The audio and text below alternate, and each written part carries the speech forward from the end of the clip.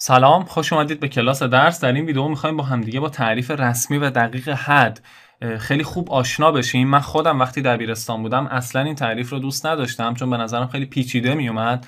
راستش رو بخواید هنوز هم دوستش ندارم، چون به نظرم خیلی خسته کننده میاد. اما چون خیلی از قضایای مهم حد توسط این تعریف اثبات میشن، ما لازم داریم که یک بار برای همیشه این تعریف رو یاد بگیریم، باهاش یک مثال حل بکنیم و بعد برای همیشه بذاریمش کنار و بریم سراغ اون قضایایی که از طریق این تعریف حد اثبات میکنیم و از اونها استفاده بکنیم برای محاسبه حدهای مختلف. خب دیدیم که تعریف خودمونی حد وقتی که من میگم لیمیت x به سمت a f(x) مساوی میشه با l این هست که من میتونم f(x) رو هر چقدر میخوام به l نزدیک بکنم، به شرط اینکه به من اجازه بدی x رو هر چقدر میخوام به a نزدیک بکنم. یعنی چی؟ در حقیقت ریاضی این حرفی که من زدم چی میشه؟ ریاضیش این میشه که به ازای هر، این علامت به ازای هست، به ازای هر اپسیلونی بزرگتر از صفر که شما به من بدید، من میتونم یک دلتایی بزرگتر از صفر به شما معرفی بکنم که فاصله fx از l، یعنی فاصله fx از اون حدش کمتر باشه از اپسیلون، اگر فاصله x از a کمتر بشه از اون دلتایی که من به شما معرفی میکنم. بنابراین داستان از این قراره که من برای اینکه اثبات بکنم fx حدش در x به سمت a میشه l، به شما میگم که شما هر عددی دوست دارید به من بدید، یک عدد خیلی خیلی کوچیک، و از من بخواید که فاصله fx از l از اون عدد کوچیک‌تر باشه. در این صورت بازی اینطور پیش میره که من به شما یک دلتایی معرفی میکنم که اگر فاصله x از a، یعنی اون عددی که داریم حد رو در اون نقطه حساب میکنیم، کمتر بشه از اون دلتایی که من معرفی کردم، این شرطی که شما خواستید برقرار بشه. اگر این بازی به درستی انجام بشه، یعنی به ازای هر اپسیلونی که شما معرفی کنید من بتونم یک دلتا معرفی بکنم که این شرط رو برقرار بکنه، در این صورت حد f(x) به سمت a مساوی l میشه. قبل از اینکه بیشتر گیجتون بکنم بذارید بریم یک مثال حل بکنیم تا همه چی براتون شفاف بشه. تابع fx مساوی با 2x به علاوه 4 رو در نظر بگیرید و فرض بکنید که ما میخوایم با همدیگه حد x به سمت 3 fx رو حساب بکنیم و ببینیم چی میشه. خب اول از همه این که من ادعا میکنم این عدد میشه 10. برای این کار ازتون میخوام که ویدیو رو متوقف کنید یا حداقل بعد از ویدیو این کار رو بکنید، برید این تابع رو در گوگل جستجو بکنید و ببینید که وقتی که خیلی خیلی به 3 نزدیک میشید این تابع خیلی خیلی به 10 نزدیک میشه، یا اینکه به کمک ماشین حسابتون یا به صورت دستی x رو خیلی خیلی به 3 نزدیک بکنید و ببینید که fx خیلی خیلی به 10 نزدیک میشه.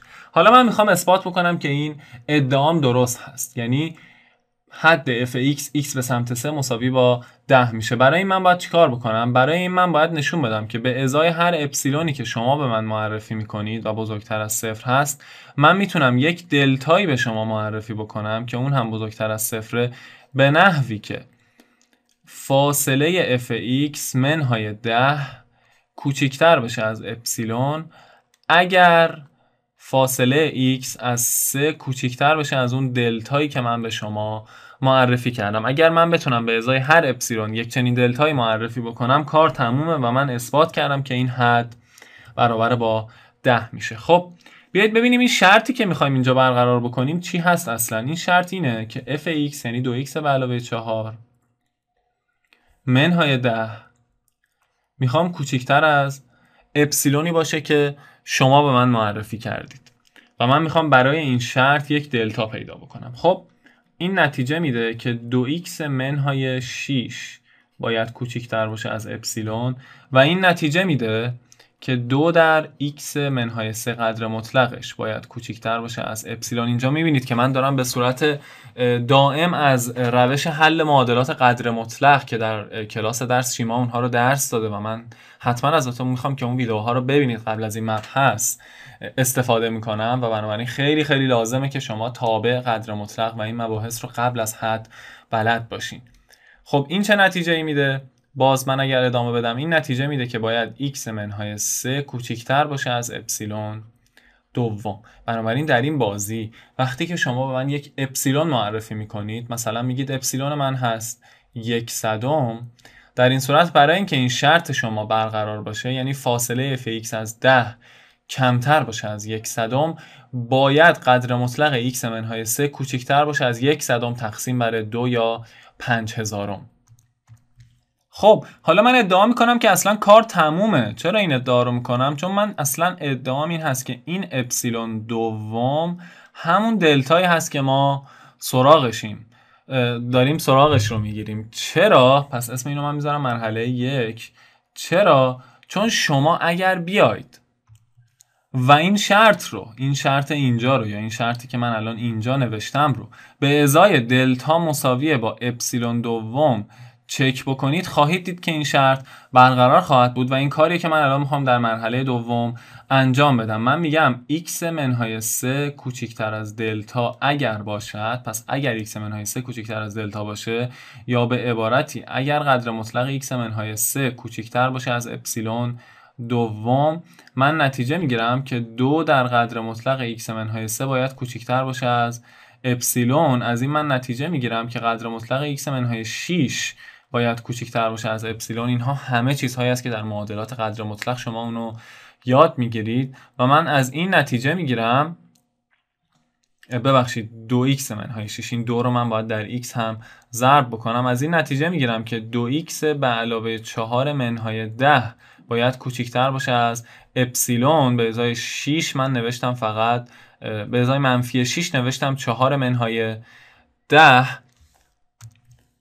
و خب میبینید که اصلا کار تموم هست دیگه. چرا؟ چون این دقیقا همون عبارتی است که من اینجا دنبالش میگشتم. ببینید چه اتفاقی افتاد. الان شما هر اپسیلونی اگر به من معرفی بکنید، پس شما میاد یک اپسیلون دلخواه به من میدید، من بهتون میگم دلتا رو قرار بده با اپسیلون دوم و این شرط حتما برقرار خواهد بود. چون اگر دلتا رو قرار بدی با اپسیلون دوم، طبق این خطی که من اثبات کردم، حتما fx منهای 10 کوچکتر از اپسیلون خواهد بود. بنابراین به ازای هر اپسیلونی که شما به من معرفی